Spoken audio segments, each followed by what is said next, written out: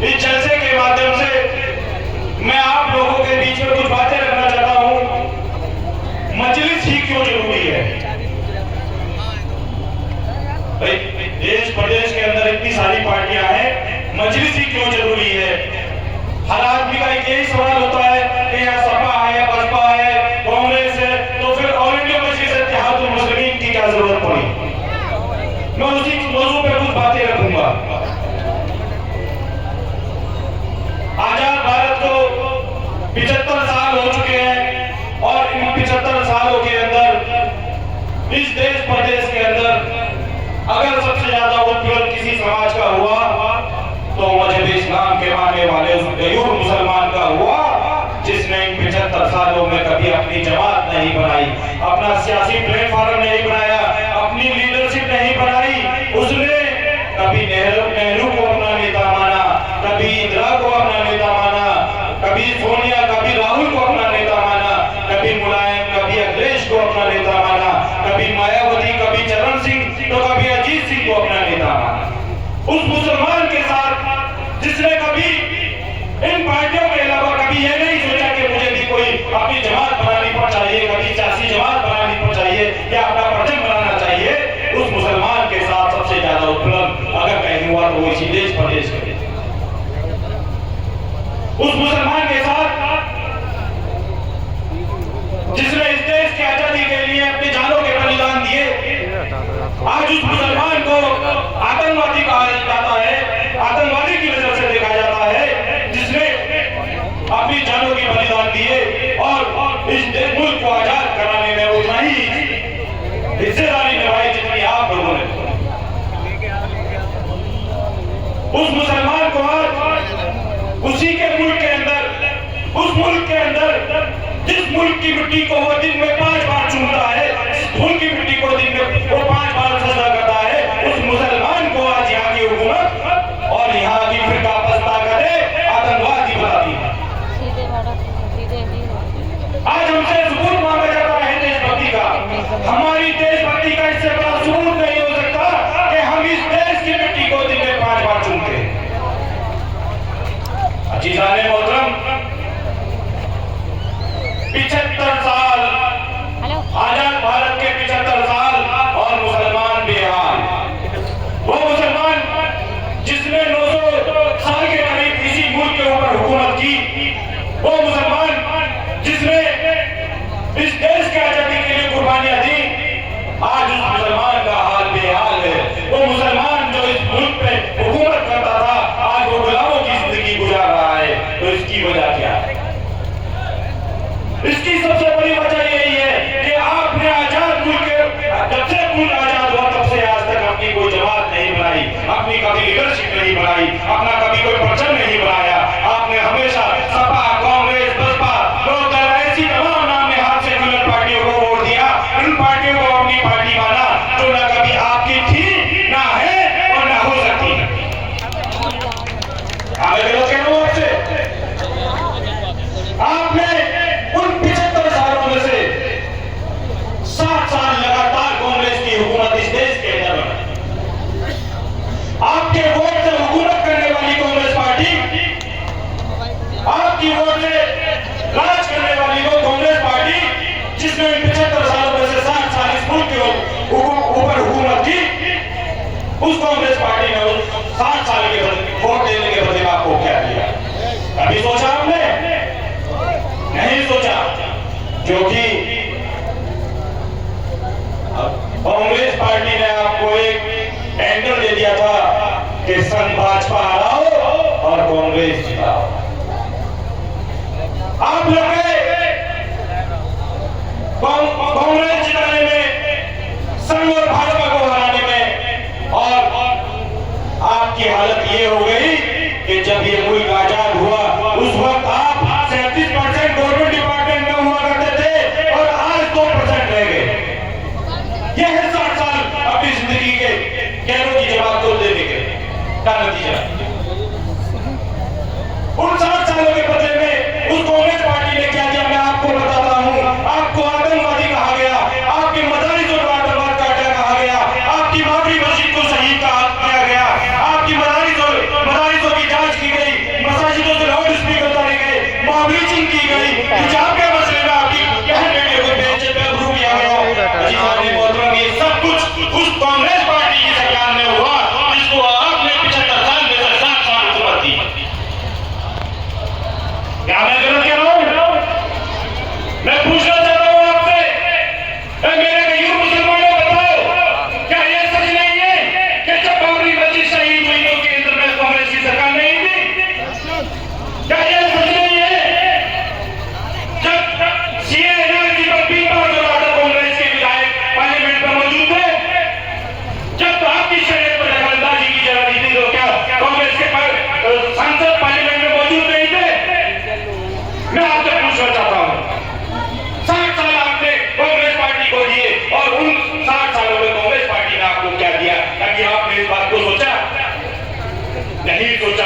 क्योंकि आपको तो संघ और भाजपा हराने का टेंडर दे दिया था।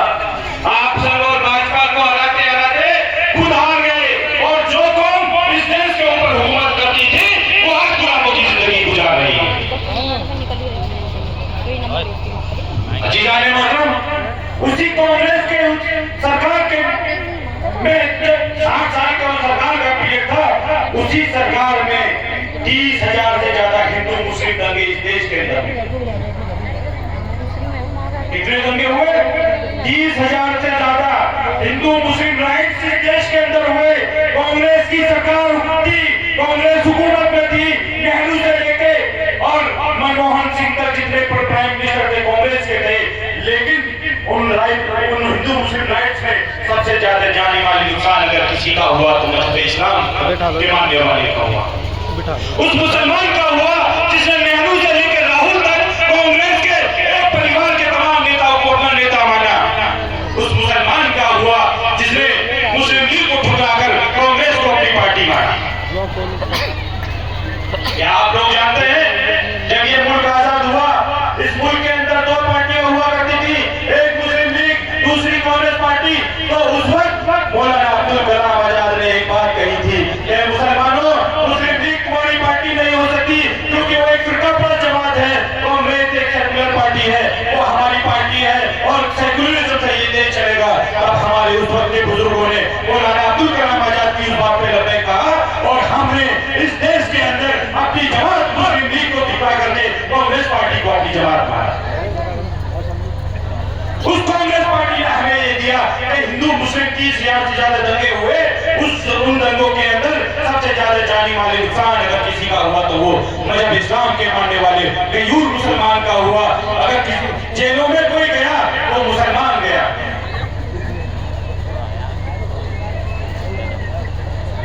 और तो और आपकी बहन और बेटियों की इज्जत और आबरू के साथ खेला गया। तब भी नाम नेहा सेकुलर पार्टियों की जमात सरकार थी। अजीज़ाने मोहतरम, हमें सोचने और समझने की जरूरत है कि हम लोग कहां थे और आज कहां खड़े हैं। जिस मुसलमान ने इस देश के ऊपर हुकूमत की वो आज गुलामों की जिंदगी गुजार रहा है। तो इसकी वजह क्या है? एक वक्त था जब जंगे लड़कर हुकूमत हासिल की जाती थी, तब आप हुक्मरान हुआ करते थे। और आज जब इतना इजी हुकूमत हासिल की जाती है कि एक वोट बटन दबाओ और हुकूमत हासिल करो, मोहर लगाओ और हुकूमत हासिल करो, तो आज आप गुलामों की जिंदगी गुजार रहे हैं। तो इसकी वजह क्या है? इसकी वजह यह है कि आप सियासी नहीं रहे, आप सियासत से दूर हो गए। इसी प्रदेश के अंदर आपकी वोटों से सत्ता में आने वाली समाजवादी पार्टी, वो समाजवादी पार्टी जिसका अपना समाज का वोट परसेंट मात्र 7% है, वो आपके वोट के 4 वाले प्रदेश के अंदर हुकूमत बनाती है। क्या कभी 7% वाला मुख्यमंत्री बन सकता है? बताइए मुझे, बन सकता है क्या? नहीं बन सकता ना। वो कैसे मुलायम सिंह यादव जी इस प्रदेश के मुख्यमंत्री बन गए? उनके बेटे अखिलेश यादव जी कैसे मुख्यमंत्री?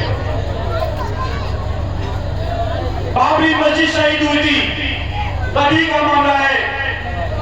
मुसलमान लुटा पिटा एक नए घर की तलाश में था। जैसे किराएदार होता है ना, उसका सामान घर से फेंक दिया जाता है। और मुसलमान का कांग्रेस पर से यकीन उठ चुका था और मुसलमान बेघर की तरह तलाश में था कि कोई आए मुझे पुकारे। तब एक आवाज उठी मुलायम सिंह यादव की, जो आपके नजदीक के ही रहने वाले हैं। मुलायम सिंह यादव ने कहा मुसलमानों घबराने की जरूरत नहीं। जब तक मुलायम सिंह यादव है तो तुम्हें किसी भी तरह से घबराने और परेशान होने की जरूरत नहीं। तो हमारे उस वक्त के बुजुर्गों ने मुलायम सिंह यादव की उस बात पे लबैक कहा और मुलायम सिंह यादव को अपना नेता मान समाजवादी पार्टी को अपनी पार्टी मानी। और यहाँ तक हमने उनकी बात पे लबैक कहा, यहाँ तक कहा कि हमने मुलायम सिंह यादव को मुल्ला मुलायम सिंह बनाया। 1 बार 2 बार नहीं, 4 बार उनको और उनके बेटे को इस प्रदेश की सत्ता की चाबी हमने उनके हाथ में दी। बैठने वाला काम नहीं है। लेकिन वो समाजवादी पार्टी जो जिसका अपना वोट परसेंट मात्र 7% था, अपना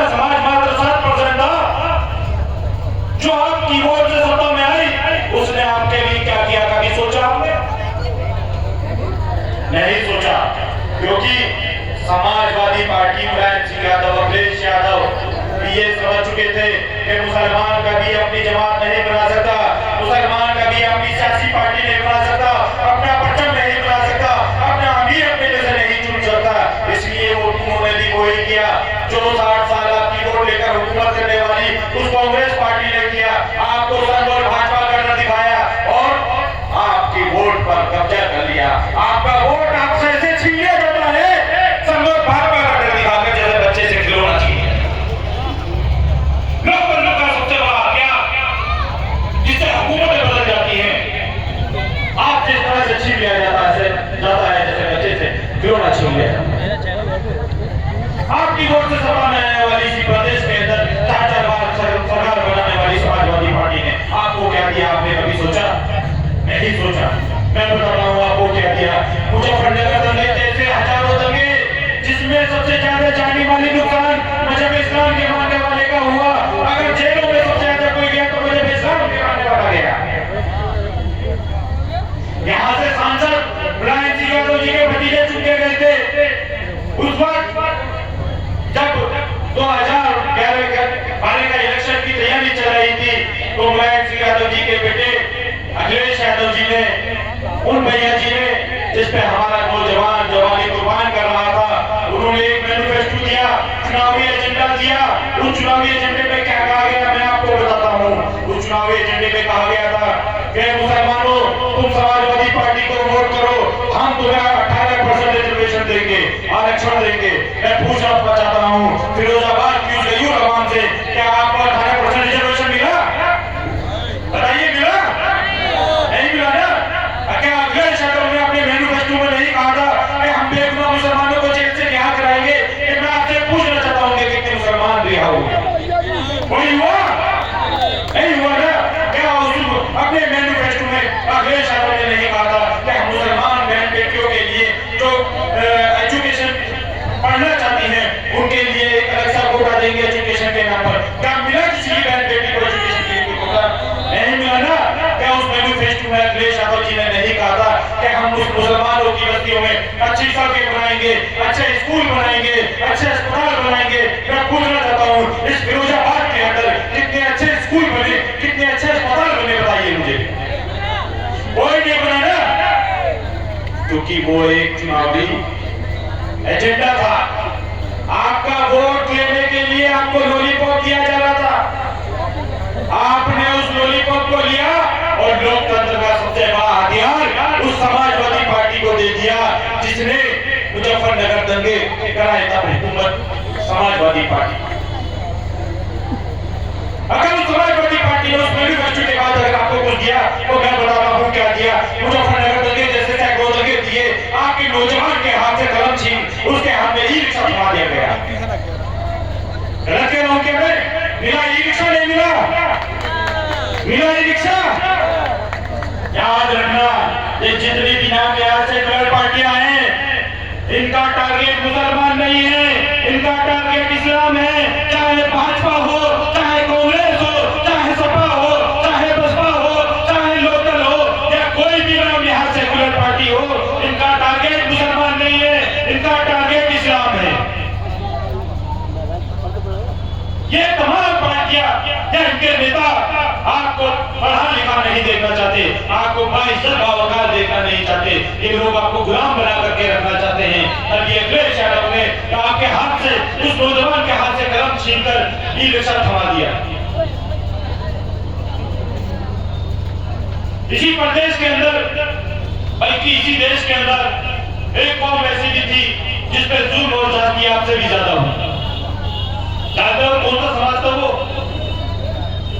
इसी देश के अंदर जो सबसे ज्यादा जुल्म और जाति का शिकार हुआ, मैं पूछना चाहता हूँ जानते हो कौन सा समाज था वो? दलित समाज। दलित समाज पर इतना अत्याचार था, इतना अत्याचार था कि उसको गोबर से तारा छूने वाली कौम कहा जाता था। उसको हमको गोबर से दाना चुनने वाली कौम कहा जाता था, अछूत माना जाता था। उस जाति के लोग दलित समाज के लोगों को अपने पास तक नहीं बैठने देते थे। उसके गले में मट्टी लटकाई जाती थी ताकि वो थूके तो उसका थूक जमीन पर ना गिरे, जिससे जमीन नापाक ना हो। उसके पीछे झाड़ू बांधी जाती थी कि अगर वो चले तो उसके पैरों के निशान जमीन पर ना रह जाए। उनकी बस्तियों में नल नहीं हुआ करते थे, पानी के लिए कुएं नहीं हुआ करते थे, अच्छे स्कूल और अच्छे हॉस्पिटल तो बहुत दूर की बात है। उस समाज पे इतना जुल्म था, इतना जुल्म हुआ कि उसकी बहन बेटियों को पूरे कपड़े पहनने की इजाजत नहीं थी। वो समाज जिसका अछूत माना जाता था, जिसकी बहन बेटियों को पूरे कपड़े पहनने की इजाजत नहीं थी, जिसकी बस्तियों की कंडीशन आपकी बस्तियों से बेकार थी, वो आज कैसे बाइज्जत बावकार की जिंदगी गुजार रहा है? क्या आपने इस बात को सोचा? नहीं सोचा। मैं आपको बताता हूं, इतना जुल्म और जाती होने के बाद जब दलित समाज पे इतना जुल्म और जाती हुआ, तब एक आवाज पंजाब से होगी जिसे माननीय काशीराम के नाम से जाना जाता है। माननीय काशीराम ने देखा कि मेरे समाज पे जुल्म और जाति का इंतहा हो गई, तो वो पंजाब से चलकर उत्तर प्रदेश में आए और यहाँ दलितों की बस्तियों में जाकर के अपने दलित समाज में हाथों से जाटो समाज को समझाया और बताया कि अगर तुम इस सत्ता की चाबी को अपने हाथ में ले लोगे तो याद रखना आप भी बाइज्जत और बावकार बन जाओगे, आपको भी इज्जत की निगाह से देखा जाने लगेगा। तब उन काशीराम जी पर जो कांग्रेसी दलित था, उसने ये कहकर आरोप लगाया कि काशी आया है, संघ से पैसा लाया है, कांग्रेस को हरा के जाएगा। जो मेरे नेता मुझ पे लगता है कि बीजेपी का एजेंट है, भाजपा की बी टीम है, वही आरोप काशीराम जी पर लगा था। लेकिन काशीराम जी का जो समाज था, जाटा समाज, उसका जो नौजवान था, जैसे मेरे समाज के आप हो, उस नौजवान ने कहा अपने बुजुर्गों से कि हमने आपके कहने पे बहुत बार वोट कर लिया, लेकिन एक बार अपने भाई पे यकीन करके देखेंगे। उन्होंने 9 साल के पीरियड में मुसलमानों को साथ लेकर इसी प्रदेश के अंदर अब सत्ता की चाबी अपनी बहन के हाथ में दी। हमारे बुजुर्गों ने भी काशीराम की उस बात पर लगे कहा, जिसमें काशीराम जी ने कहा था कि दलित मुस्लिम करो विचार, कब तक सहोगे अत्याचार। दलित समाज या जाटो समाज अपने अकेले की दमकल पर सत्ता में नहीं आया, उसके साथ भी आपने, उसका साथ भी आपने दिया, उस कौम को भी आपने अपना नेता माना जिसका छूट कहा जाता है। 11% दलित, 22% मुसलमान, समीकरण बना तो 9 साल के अंदर मायावती जी इस प्रदेश की मुख्यमंत्री बनी। और जब मायावती जी मुख्यमंत्री बनी तो उन्होंने सबसे पहले अगर कहीं विकास किया तो दलित बस्तियों का किया, अगर कोई काम किया तो दलितों के लिए किया, खासतौर पर जाटों के लिए किया। और इस 22% मुसलमान को क्या मिला? वही जो 60 साल तक हुकूमत करने वाली कांग्रेस ने दिया, जो 4 बार आपकी वोट लेकर सत्ता में आने वाली समाजवादी पार्टी ने दिया, वही काम बहन मायावती जी ने दिया आपके साथ। आपको इस तरह से निकाल के फेंक दिया जैसे बिरयानी में से खाने के बाद तेजपात का पत्ता निकाल कर फेंक दिया जाता है, इस तरह से आपको आपका वोट लेने के बाद निकाल के फेंक दिया।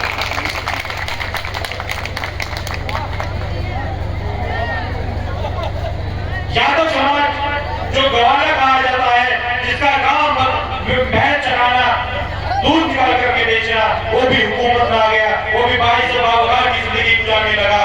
और वो दलित समाज जिसका छूट माना जाता है, वो भी हुकूमत में आ गया और वो भी बाइज्जत और बावकार की जिंदगी गुजारने लगा। उसके बच्चा भी पढ़ने लगा, अच्छी बस्तियां हो गई, उनकी बस्तियों में अच्छे स्कूल खुल गए, अच्छे हॉस्पिटल खुल गए। लेकिन इसी देश के ऊपर हुकूमत करने वाला मुसलमान आज गुलाम हुसैन नहीं बचा।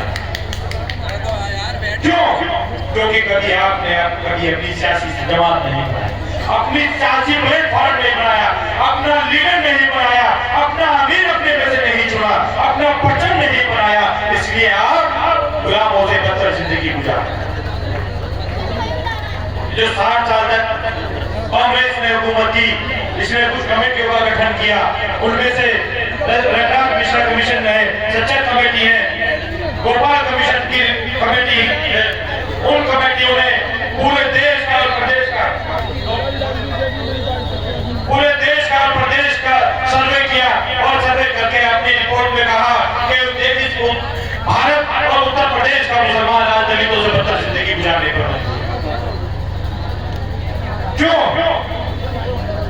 क्योंकि आपने कभी अपनी लीडरशिप नहीं बनाई, आपने अपनी सियासी जमात नहीं बनाई। अगर आपने अपनी लीडरशिप बनाई होती, कोई सियासी जमात बनाई होती, तो मैं आपसे वादा करता हूं कि ये जो आज आपको आतंकवादी कहते हैं और सेकुलरिज्म के ठेकेदार जो आपको वोट कब्जा लेते हैं और आपको बेगारों की तरह छोड़ देते हैं, वो आपको इज्जत की लिहाज से देते इसी देश प्रदेश के अंदर आप भी बाइज्जत और बावकार की जिंदगी गुजार सकते हैं।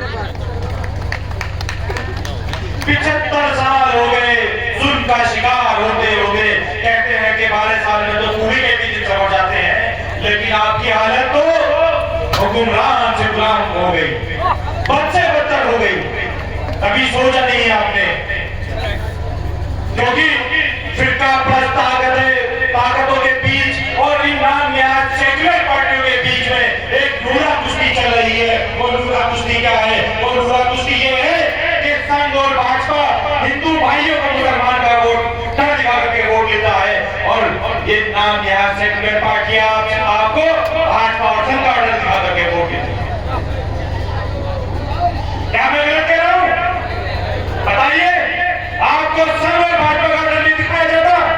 क्या आपको समाजवादी के नेता ये कहकर के वोट ले लेते कि मजलिस को वोट मत दे देना वरना बीजेपी जीत जाएगी? क्या कांग्रेस के नेता आपसे इस बात पे वोट नहीं लेते कि मजलिस को वोट मत दे देना वरना भारतीय जनता पार्टी जीत जाएगी? बताइए आप मुझे, यही कह के वोट लेते हैं आपसे, यही कह के वोट लेते हैं आपसे। लेकिन अजीजाने मोहतरम, किसी ने कहा है कि अकल ना हो तो नकल कर लेनी चाहिए। मेरे गयूर मुसलमानों, अल्लाह ताला ने तुम्हें इस दुनिया के अंदर हुक्मरान बना करके भेजा था और तुम इस दुनिया के अंदर आकर गुलामों की जिंदगी गुजारो। अगर अकल नहीं है तो उस दलित समाज को नकल कर लो जिसे इसी देश प्रदेश के अंदर अछूत माना जाता था। आज वो दलित समाज जिसे अछूत माना जाता था वो गवर्नमेंट डिपार्टमेंट के हर महकमे में नजर आ जाएगा, लेकिन आप कहां होते हो? अगर आप नजर भी आते हो थाने के अंदर तो हवालात में। क्या मैं गलत कह रहा हूं? अजीजाने मोहतरम, हमें समझने की जरूरत है कि हम लोग, अल्लाह ताला ने हमें दुनिया के अंदर क्यों भेजा? हमें इस दुनिया के अंदर सिर्फ खाना खाना, अच्छा लिबास पहनना और दुनियादारी करने नहीं भेजा गया। याद रखना, सियासत दीन का हिस्सा है, सियासत के बिना दीन भी अधूरा है। इसलिए सियासी बनो और अपनी जमात को कामयाब करो, क्योंकि अल्लाह ताला ने आपको हुक्मरान बना करके भेजा है। अल्लाह ताला ने कुरान शरीफ में कहा, इताअत करो मेरी, मेरे बाद मेरे नबी की, और जब अमीर चुनने का वक्त आए तो तुम अपने के साथ अमीर चुनो, जो तुम में से बेहतर हो सब अमीर चुनो। लेकिन हम लोग क्या कर रहे हैं?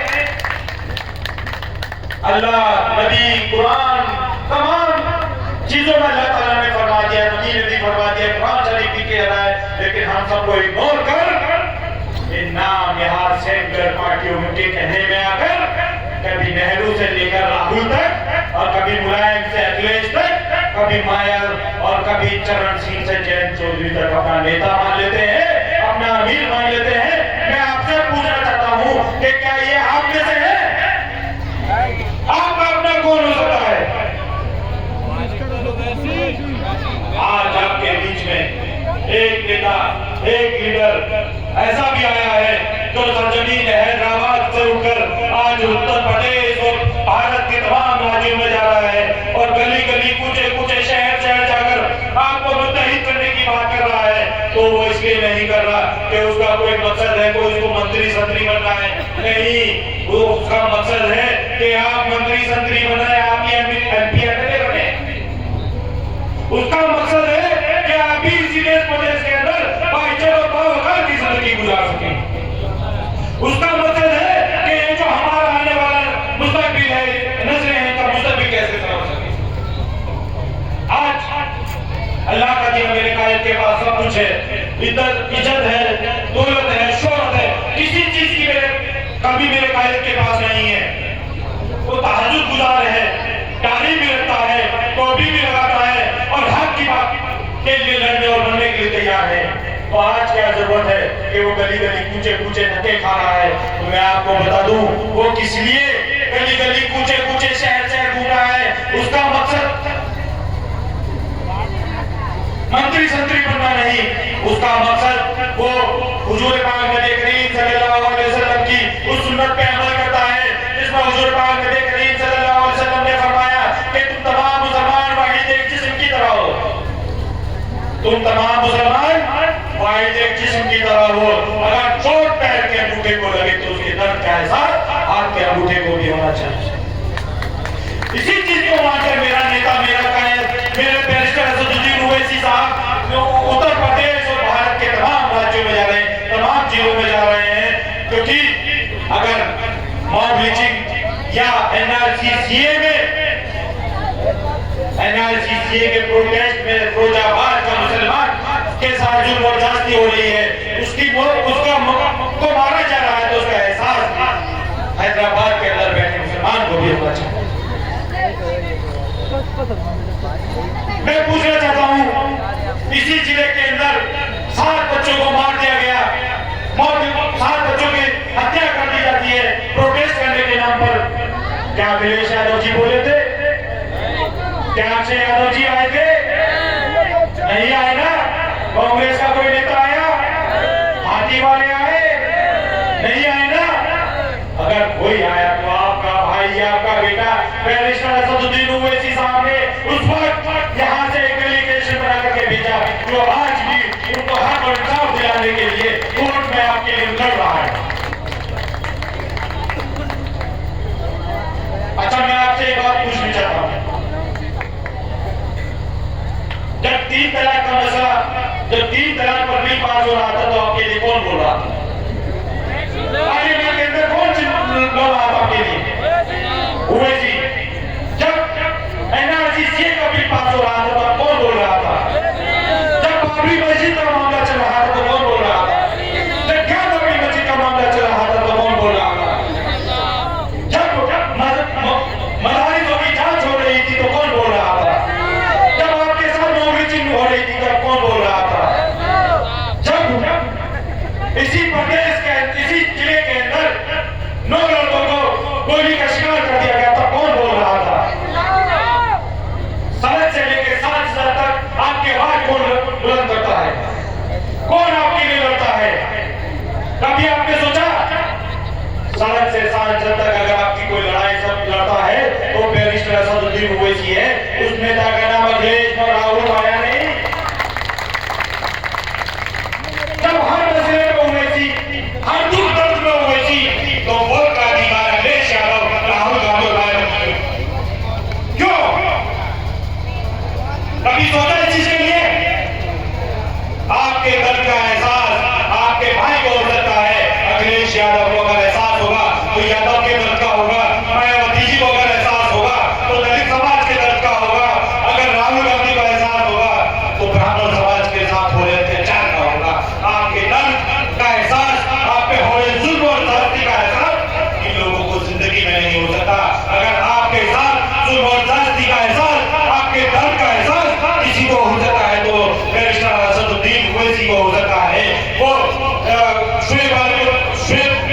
वो बंदूक भाई को हो सकता है, वो जिला सदर साकिब साहब को हो सकता है, या यहाँ के मुसलमान को हो सकता है, ना कि किसी यादव, ठाकुर, ब्राह्मण या दलित समाज के आने वाले को हो सकता है। इसलिए मैं आपसे कहना आया हूं, आपने माजी में भी मजलिस को अच्छे वोट दिए, यहां से मजलिस के नुमाइंदों को भी कामयाब किया। मैं आपसे गुजारिश करना आया हूं कि फिर एक इलेक्शन आने वाला है, 75 साल आपने गैरों को दिए, एक मौका यहां सर आपने पार्टी को देकर के देखना, अपने नेता, अपने भाई को देकर के देखना, प्रत्याशी कोई भी हो मत देखना, प्रत्याशी कोई भी हो, किसी भी धर्म से ताल्लुक रखने वाला हो, किसी भी मजहब का हो, किसी भी जाति का हो, आप ये मत देखना कौन है, आप सिर्फ ये हरा परचम देखना, चुनाव चिन्ह पतंग देखना, उस तरह से जिस तरह से दलित चुनाव चिन्ह हाथी देखा है, उसे ये नहीं पता होता कैंडिडेट कौन है, वो सिर्फ परचम देखा है तो चुनाव चिन्ह हाथी देखा है। आप भी इसी तरह से चुनाव चिन्ह पतंग देखना और पतंग के सामने वाला बटन इतना दबा देना कि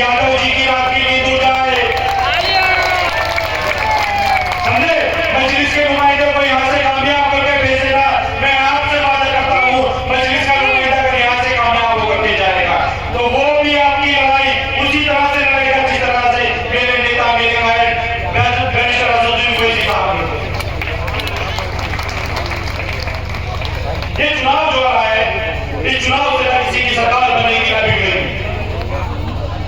नगर निगम का चुनाव है, छोटा चुनाव है,